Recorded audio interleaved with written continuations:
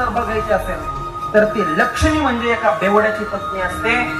अहो जिवंतपणी स्वतः नरक भोगून आपल्या बापाचं आणि भावाचं नाव कमवण्याकरता, पायात घालण्याकरता चप्पल नसली तरी चालते, साडीला थिगडं पडले तरी ती साडी घालते, डोक्याला लावायला तेल नसलं बिना तेलाची वेणी घालते, दररोज स्वतः दुसऱ्याच्या शेतात जाऊन कष्ट करते, 2 वेळेचं अन्न आपल्या लेकरांकरता कमवते आणि या बेवड्याला कमवण्याकरता ती त्याच्या घरातले लक्ष्मी त्या ठिकाणी त्याला सुद्धा पोचते.